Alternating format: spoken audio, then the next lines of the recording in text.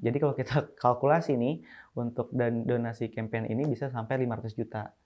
Tapi memang perjanjian dengan kesepakatan keluarga dan Bang Winda bahwa ini nggak hanya untuk Amat, karena Amat itu salah satu simbol untuk membantu anak-anak yang lain yang mungkin belum beruntung kayak Rahmat, yang mungkin kisahnya nggak keangkat. Dan kita pengen dari Rahmat ini menjadi jadi sesuatu yang menginfluence orang-orang yang mungkin keterbatasan, yang mungkin nggak punya biaya, yang mungkin fisiknya mungkin keterbatasan, tapi Rahmat yang mungkin kita tahu ada keterbatasan, bisa kok dia kepedulian sama orang dan mau sekolah. Dan alhamdulillah karena viralnya Rahmat ini dan akhirnya orang-orang juga pengen Rahmat sekolah, Rahmat sekarang mau sekolah.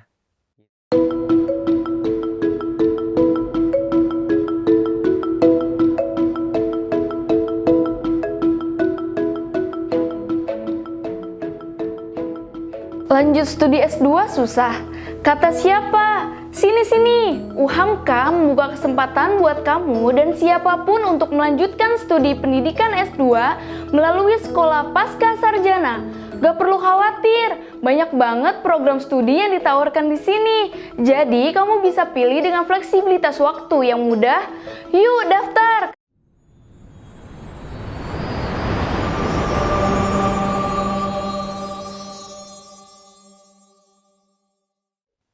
Halo semua, kembali lagi di YouTalk Podcast, UHAMKA Talk Podcast. Nah guys, hari ini seru banget karena narasumbernya adalah salah satu alumni dari UHAMKA dan yang sekarang menjadi influencer di TikTok. Wih, keren banget. Pasti, yaudah langsung aja nih ya. Silakan kakak. Halo teman-teman, perkenalkan nama aku Doni, aku alumni FISIP UHAMKA tahun 2015. Oh, 2015 ya kak. Nah, Iya. Itu sekarang sibuknya apa kak? Aku sekarang lagi jadi pegiat sosial media di TikTok sama lagi jadi karyawan di salah satu brand lokal. Gitu. Berarti sembaring, berarti sekarang masih Iya, kerja juga? aku masih kerja gitu. Oh wow, keren banget. Gimana tuh kak sibuk? Pasti kan kerja sembari ngonten tuh agak sulit kan? Jadi memang sebelumnya kan sebelum aku masuk konten ini aku dulu kerja di salah satu e-commerce. Nah memang pada saat itu aku 3 bulan atau 4 bulan lalu resign. Nah ketika itu kan memang zamannya masih pandemi yang cukup ramai juga, jadi mencari kerja itu susah. Nah aku mengisi kekosongan waktu aku untuk aktif di sosial media, salah satunya TikTok.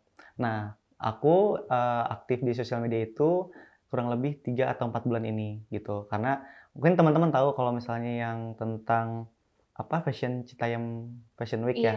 Nah, aku awal mulanya juga dari situ ketika lagi ramainya Citayam Fashion Week. Jadi aku nge-live di situ, terus aku juga melihat ke teman-teman yang mungkin di luar daerah nggak bisa ngelihat Citayam. Jadi aku menyiarkan untuk tayangan-tayangan di sana gitu.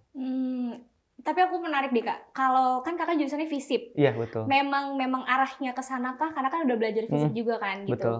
Ada nggak yang berguna gitu kira dari kuliahnya sampai ke dunia nyatanya sekarang? Ya. Jadi kan aku dulu di FISIP UHAMKA itu tahun 2015 ya, di ilmu komunikasi, prodi aku broadcasting.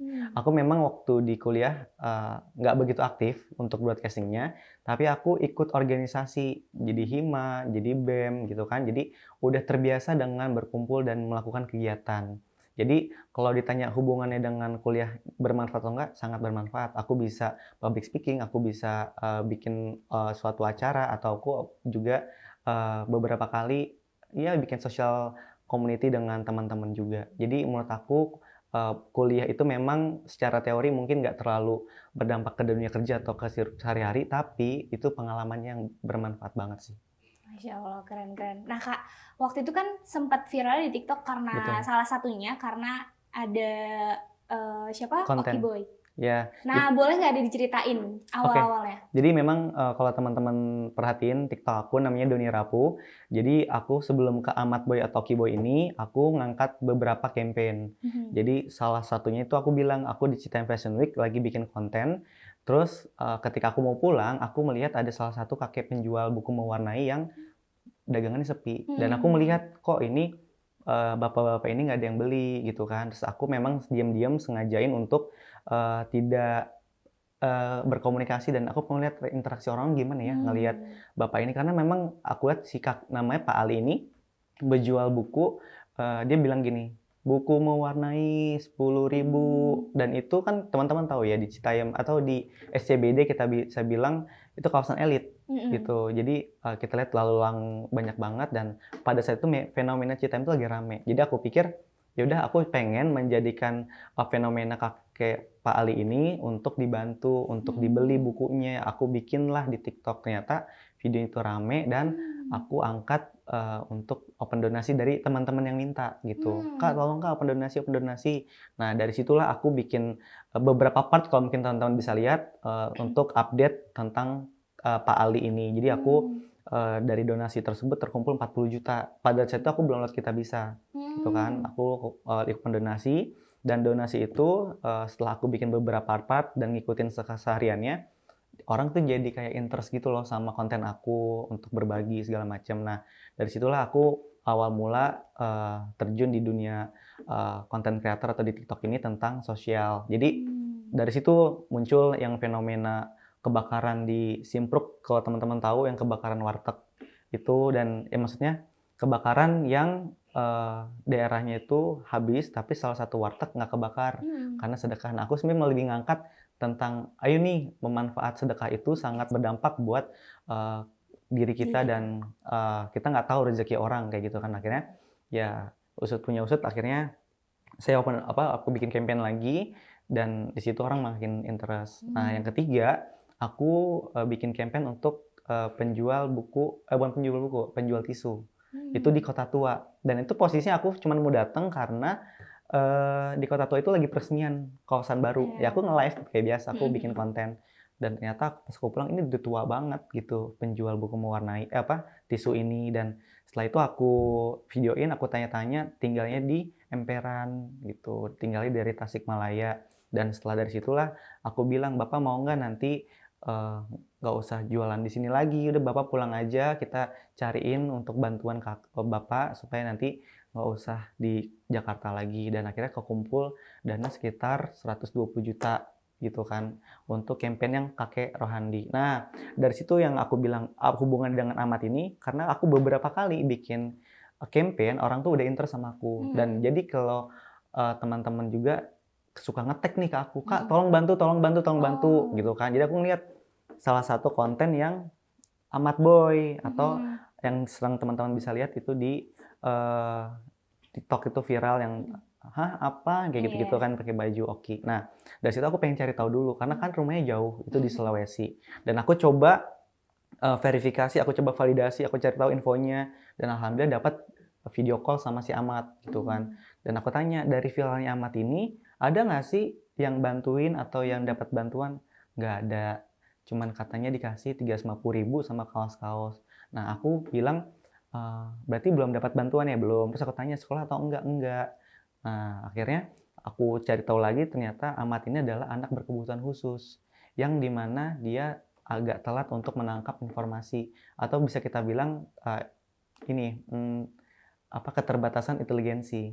Jadi responnya lambat, komunikasinya cepat lupa dan itulah yang membuat dia jadi nggak pede sekolah, dibully dan akhirnya nggak mau sekolah gitu di kelas 2 SD. Nah, itu kan putus di kelas 2 SD dan umurnya Rahmat sekarang udah 12 tahun. Berarti bisa teman-teman lihat ini udah SMP harusnya, tapi sampai sekarang Rahmat itu belum bisa baca, belum bisa nulis dan aku pikir aku pengen menjadikan keviralan Rahmat ini sebagai campaign supaya dia bisa sekolah lagi. Alhamdulillah pada saat itu ternyata teman-teman dari netizen di TikTok juga menghubung-hubungkan sama Windah Basudara.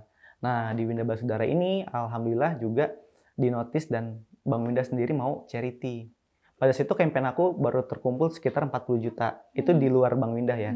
Akhirnya Bang Windah tertarik ketika memang ada undangan ke TV di Jakarta. Dan alhamdulillah kita ketemu dan Bang Windah bikin streaming untuk charity ini gitu kan. Itu dari Bang Windah terkumpul dana sekitar 330 juta dalam waktu 2 jam. Dan aku pikir aku juga sebagai campaigner Rahmat merasa terbantu. Bukan hanya campaign dari aku, tapi campaign yang mungkin bisa kita bilang dari public figure. Jadi kalau kita kalkulasi nih, untuk donasi campaign ini bisa sampai 500 juta. Tapi memang perjanjian dengan kesepakatan keluarga dan Bang Winda bahwa ini nggak hanya untuk Amat, karena Amat itu salah satu simbol untuk membantu anak-anak yang lain yang mungkin belum beruntung kayak Rahmat, yang mungkin kisahnya nggak keangkat. Dan kita pengen dari Rahmat ini menjadi jadi sesuatu yang menginfluence orang-orang yang mungkin keterbatasan, yang mungkin nggak punya biaya, yang mungkin fisiknya mungkin keterbatasan, tapi Rahmat yang mungkin kita tahu ada keterbatasan, bisa kok dia di kepedulian sama orang dan mau sekolah. Dan alhamdulillah karena viralnya Rahmat ini dan akhirnya orang-orang juga pengen Rahmat sekolah, Rahmat sekarang mau sekolah gitu. Jadi itulah cerita awal mula viral Rahmat dan kita bikin campaign gitu.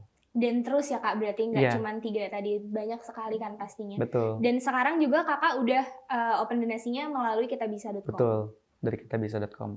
Aku menariknya adalah, kan pasti di luar sana juga banyak nih orang-orang yang kayak mungkin kayak Kakak, sosial eksperimen. Terus mempertahankan FYP dan bisa terkenal sama banyak orang, apalagi pasti selain keviralan itu ada komentar-komentar tertentu kan, kayak mungkin orang-orang akan nanya ini uangnya bener atau tidak. Nah, itu gimana Kakak ngesaring itu semua? Jadi memang kalau dari aku ya, aku atau teman-teman bisa lihat untuk konten sosial atau mungkin konten berbagi ini bukan hanya aku aja, tapi banyak, bahkan ada yang yayasan yang emang dia mencari untuk membantu orang-orang dan mengumpulkan dana mungkin besar. Cuma kalau dari aku kan memang bergerak sendiri, yang dimana aku bergerak atas dasar feel dan melihat itu sendiri gitu. Aku ketemu kakek Pak Ali karena aku ngelihat Pak Ali ini penjual buku yang kesepian, padahal tempat itu rame. Dan aku cuma pengen orang-orang notice sama itu dan kalau ketemu beli gitu aja. Tapi karena orang mempercayakan aku untuk bikin untuk memberi donasi, ya udah aku sebagai orang yang bertanggung jawab untuk campaign itu, aku lewat yayasan. Jadi yang membuat orang mungkin ekspektasi ke aku percaya dan mungkin orang bisa dengan mudah memberikan uang sebegitu besarnya karena memang aku bikin konten itu bukan cuma konten doang, karena aku ngikutin kesehariannya, aku cari contoh keluarganya, terus aku juga bikin beberapa part. Jadi orang ketika ngumpulin duit bukan hanya kumpulin duit terus besok dikasih selesai. Tapi kalau aku kumpulin uangnya, aku cari tentang kegiatannya, aku tahu karakter pribadinya seperti apa, dan itu beberapa video, jadi orang kayak secara nggak langsung nonton episode-episode di TV berkali-kali dan endingnya tuh bakal gimana sih gitu. Jadi ya aku menanggapi dengan head comment atau yang mungkin nggak percaya, aku baik lagi sih, aku ngakuin ini karena aku dari hati, bukan karena ekspektasi orang. Mau orang nanti nggak percaya, mau orang nanti nggak suka, aku kan bukan bantuin mereka. Yang aku lakukan adalah membantu Bapak Ali, Kakek Rohandi, Amat yang ngerasa terbantu. Dia bahagia, dia senang, udah cukup buat aku. Terima kasih mereka udah cukup buat aku. Aku nggak perlu pujian, aku nggak perlu hinaan yang bikin aku sakit hati. Toh mungkin kita tahu salah satu public figure aja yang sering berbagi dan kontennya berbagi aja pun dihujat. Gimana aku yang bukan siapa-siapa, aku yang mungkin orang biasa yang ya orang mungkin bisa nge-hate dan benci sama aku, tapi poinnya adalah aku pengen jadi orang bermanfaat aja sih gitu. Keren. Nah, selanjutnya apa nih Kak? Kira-kira maksudnya apakah akan terus bersosial eksperimen atau mungkin bisa aja Kakak buka maksudnya bikin YouTube terus yang memang ujung-ujungnya sosial lagi ya? Jadi untuk saat ini aku belum punya pikiran untuk bikin YouTube atau mungkin bikin sosial eksperimen yang lebih serius gitu, karena memang saat ini pun aku bikin video, aku editing, aku cari orangnya itu pun aku sendiri. Dan penyerahan untuk donasinya memang aku melalui yayasan. Supaya apa? Ini legal hukumnya jelas, terus juga dananya bisa dipublish juga orang bisa lihat gitu kan. Dan aku untuk kedepannya saat ini memang lagi kerja kan di salah satu brand aku bilang. Dan aku belum bisa untuk mungkin setiap hari atau beberapa waktu update tentang begitu. Cuman aku sebisa mungkin kalau memang aku menemukan sesuatu yang aku temukan sendiri, aku coba usahain untuk bikin. Pun sekarang ada nih yang lagi tag-tag aku, salah satu anak yang katanya mirip dengan Amat dan aku juga pengen cari tahu nih tentang anak ini. Dan kalau memang ternyata aku bisa ketemu sama anak ini, mungkin ini akan jadi salah satu yang akan aku lakukan untuk bikin campaign. Aku belum tahu nih sampai sekarang namanya siapa, tapi mungkin setelah ini aku akan cari tahu anak itu dan nanti akan aku angkat lagi untuk diangkat sebagai campaign atau mungkin bantuan dari orang-orang supaya mungkin anak ini seperti Amat gitu. Gitu sih Kak. Oke, keren banget. Nah, berarti kalau misalkan ada orang yang mau masukin donasi dan lain-lain itu bisa banget ngunjungin TikToknya kakak ya, karena di sana di bio-nya tuh udah ada ya. Jadi untuk saat ini kan memang aku memang fokusnya tuh di TikTok. Jadi kalau bikin-bikin konten memang di TikTok. Nah, kalau aku bikin campaign baru linknya muncul. Kalau mungkin sekarang nih donasi dari Rahmat itu udah selesai, itu linknya udah nggak ada.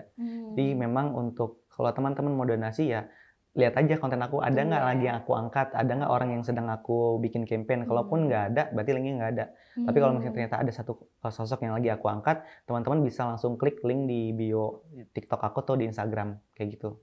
Oke, keren-keren. Nah, terakhir nih Kak, harapan Kak Doni sebagai alumni UHAMKA yang sekarang jadi konten kreator nih apa? Silakan. Ya, kalau dari aku gini, teman-teman bisa lihat kalau media sosial itu sekarang makin tinggi, makin cepat dan makin berkembang. Jadiin satu media sosial ini sesuatu yang bermanfaat buat teman-teman. Teman-teman berhak boleh joget-joget, teman-teman boleh bikin konten mungkin lucu-lucuan, ngeprank segala macam, itu terserah. Tapi kalau dari aku, hidup itu cuma sekali. Bisa nggak sih kita buat sesuatu yang bermanfaat yang mungkin yang terbantu mungkin satu orang. Tapi itu bisa jadi hal yang kita ingat seumur hidup dan kita akan ngerasa terbantu bahwa hidup itu harus lebih bersyukur. Ada orang yang lebih susah dari kita tapi kita bisa bantu dan itu jadi sesuatu yang anugerah banget sih buat aku. Jadi buat teman-teman atau adik-adik di UHAMKA, aku saranin kalau memang mau bersosial media atau menjadi content creator, bikinlah sesuatu yang bermanfaat yang kelak akan jadi amal jariah buat teman-teman. Masya Allah, keren banget, keren banget. Nah, teman-teman, kayaknya segitu aja podcast kali ini karena udah banyak banget manfaat dari Kak Doni. Dari tadi kita udah ngomong bincang-bincang serius banget, lagi kayaknya hari ini nggak ada bercandanya ya, gitu. Nggak apa-apa. Tapi kita emang ini harus serius, guys. Oke, segitu aja dari kita berdua. Jangan lupa di like, comment, and subscribe YouTube-nya UHAMKA TV. Dan semuanya, see you. Dadah, thank you. Terima kasih.